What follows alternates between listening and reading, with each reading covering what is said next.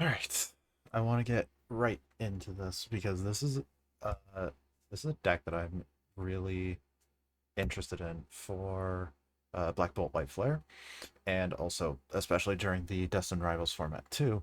Ho-Oh EX with Armarouge. It is um kind of like a better Terror box, I want to say, where Ho-Oh attaches two energy to itself, and then Armarouge moves them to the active.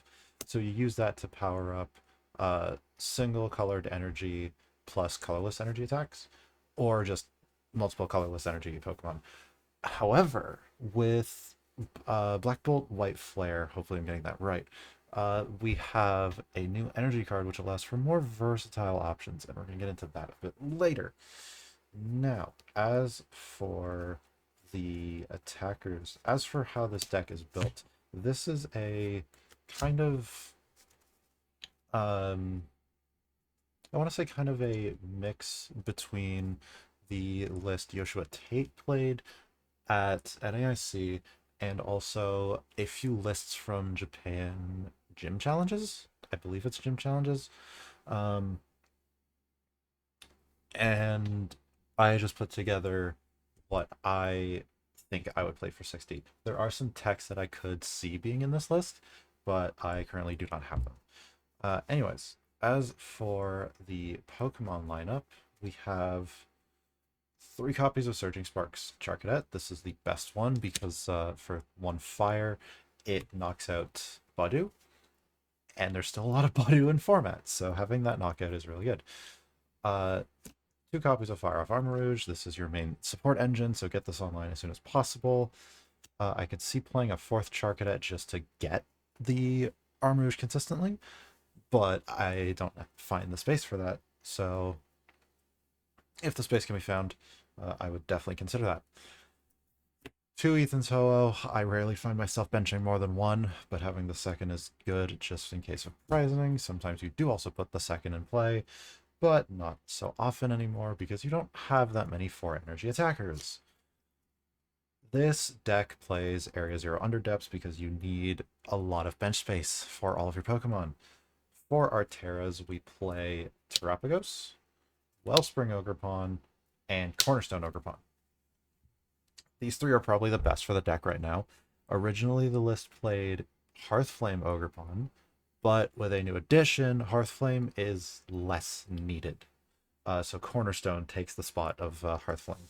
Terrapagos is just a 2 energy 240 if you can fill your bench, which is really good.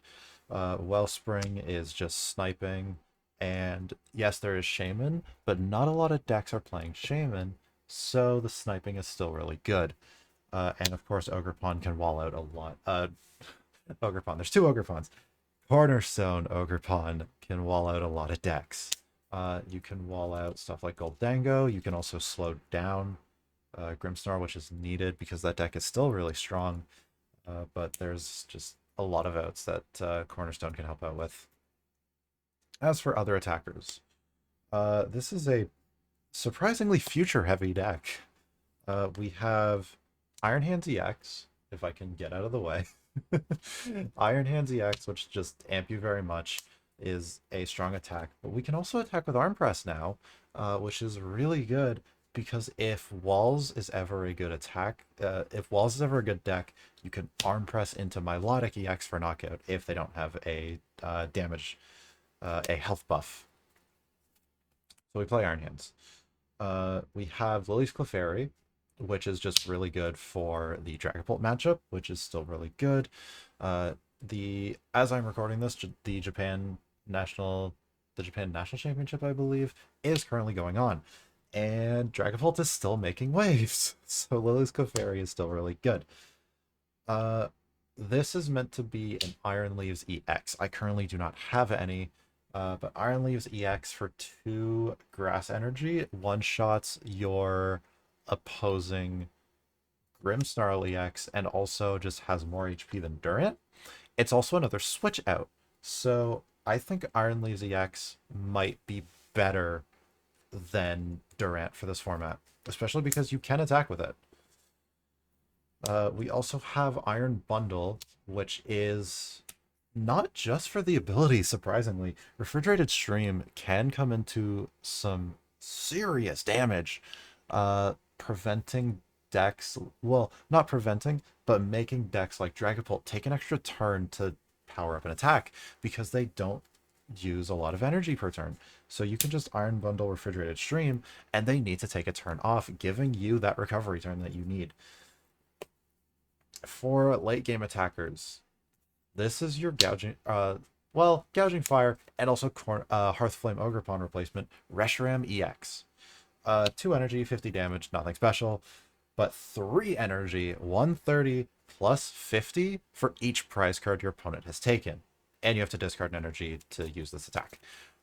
Discarding energy is fine. There's a lot of energy recovery in this. You also have a decent amount of energy to do so. But the fact that whenever your opponent takes 4 prizes, you are knocking out everything in format. This card is really good. And if they take 2 prizes, you're knocking out other basic EXs. So that's really helpful. We also have Blood Moon EX because the 240, just flat 240, can be really good. You can also power this up easily because it's all colorless.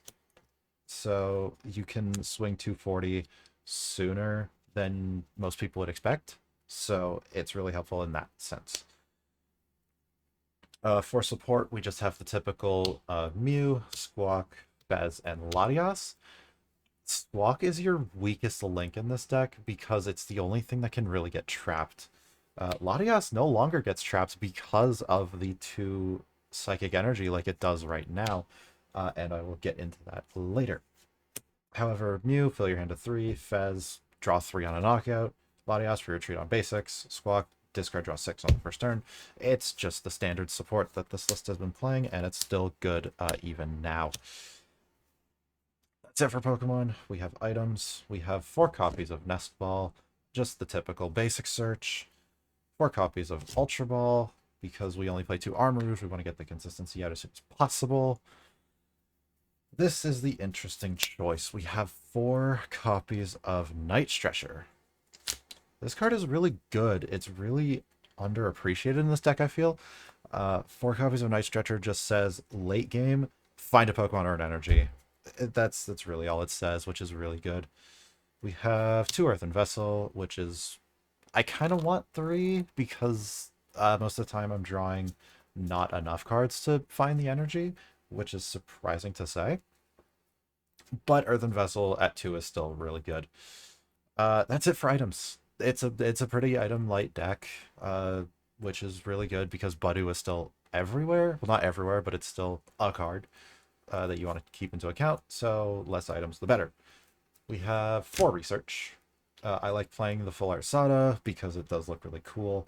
I also just like having semi-higher rarity of important cards in the deck. That's why I have the promo bundle, Gold Mew, full art Iron Hands. It's just important cards that I like to bling out so that they're easy to deck search, and I believe that research is one of said cards. 3 copies of Iono, just hand disruption. I could see it being Carmines instead if you want to go for a more turbo approach, but I'm not. I like the 3 Iono. 3 copies of Boss. It's just standard 3 bosses, really good. I would like a 4th or maybe even a Palpad, but 3 is the bare minimum of boss. 3 Area Zero. I see Japanese lists playing 2. That feels wrong. You need 3. It is your main stadium and also just the way you get all of your Pokemon in play. If you don't have Area Zero in play, most of the time your bench is going to be 1 Armarouge, 1 Charcadet, 1 Ho-Oh, Latias, and your attacker. You want the Area Zero in play as much as possible. Another interesting stadium choice, and this is one that Yoshua Tate played at NAIC, was the Jamming Tower. I played this to a league last week as of recording this, and Jamming Tower did come into play a decent amount of times. Jamming Tower just says tools have no effect. You don't play any tools in this deck, so Jamming Tower is like a fine card for you, so For energy counts, we have the typical 7 basic fire energies. However, as I said, and as I have been alluding to, Iron Leaves EX, Latias EX, and Iron Hands can use its first attack. The way we can do that now is with a reprint of Prism Energy.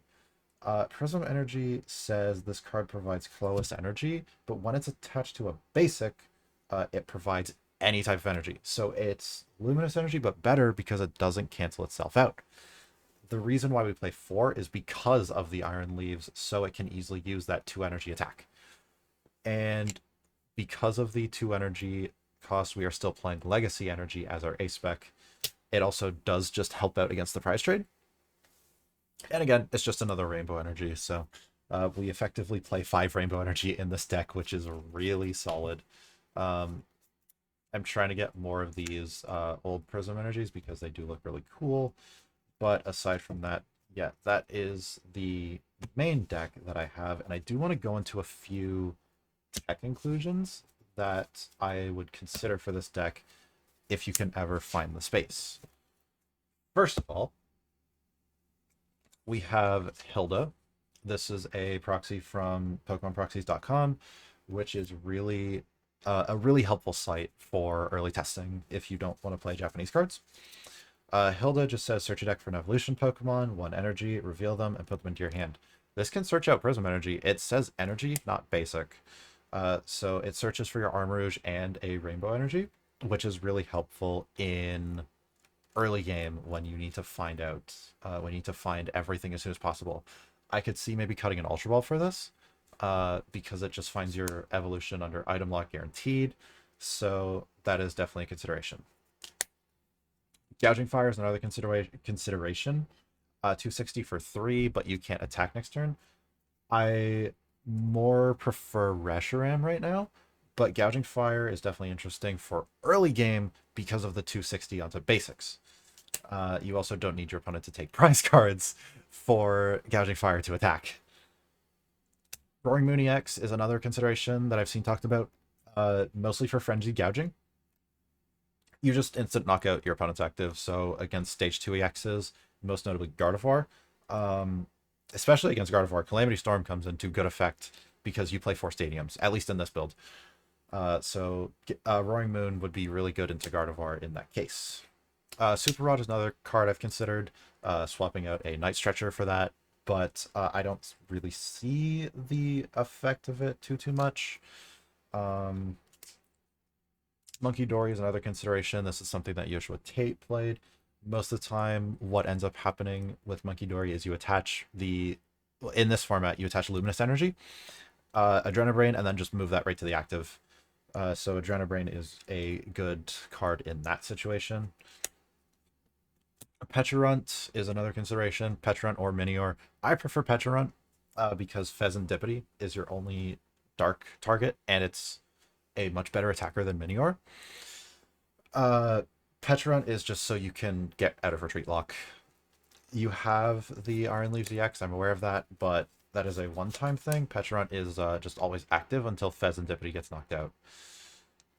Earthflame Ogerpon, like I said, Cornerstone is taking up that slot. If you like the Cornerstone, then it could still be a good it could be a good attacker. 280 is nothing to laugh at, especially against stage 1 EXs, which are still really relevant.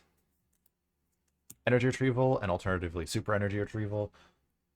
This is still just a really good card to have in mid game because just 2 energy, you're putting that right onto Ho-Oh. Surprisingly, I do think Durant still has a place in this deck. Sudden Shearing is still a really good effect because milling the top card of your opponent's deck is still really strong. Sander has posted a video of him milling 17 cards in a single turn. It's that strong. But Sudden Shearing just as a late game Hail Mary can swing games if you discard an important piece that your opponent needs. Another interesting card that I could see would be a copy of Tool Scrapper instead of the Jamming Tower. This would allow you to play your own copies of tools, because with only Jamming Tower, you can't really play your own tools. effectively. Because if you need to have Jamming Tower in play to knock out one of your opponent's tools, then you can't play your own. Speaking of tools, one card that I forgot that I just had to grab. If you're not playing Jamming Tower in this list, consider a copy of Air Balloon.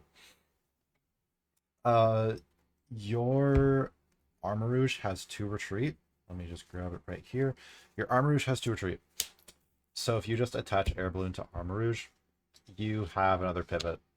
And also, if you can't get out Latias, or if Latias's ability is turned off, you can just attach it to Latias to pivot out, especially against cards like Fluttermane. I was gonna say Klefki, but Klefki turns this off even on bench. But yeah, Fluttermane, you can attach Air Balloon, Skyliner, Retreat, and reactivate the ability. So Air Balloon could be good for that, but that's only if you are not playing Jamming Tower. But yeah, I think these are some really good techs for the list if you can find the space for them. I currently cannot, aside from the Hilda swapping out an Ultra Ball and maybe the Tool Scrapper for Jamming Tower, but I prefer Jamming Tower right now.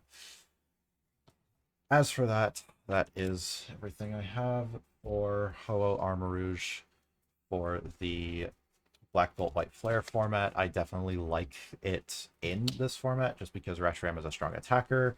Prism Energy is a strong energy, allowing for more versatile effects of attacks. And also just because Armarouge is probably one of the strongest effects that we've ever seen. We've had Quagsire in the past with Naganadel, and that deck was really strong. Armarouge is just that, but for fire instead of water. So I believe this effect can shine through. Funny enough, considering it's fire. Anyways, as for that, that will be everything for this deck profile. I am hoping to maybe run some games with this, but I need to get somebody to help me with that. As with that, I wish you all a very good day or whatever time you are watching this. And I hope that you have an electrifying evening. Thank you.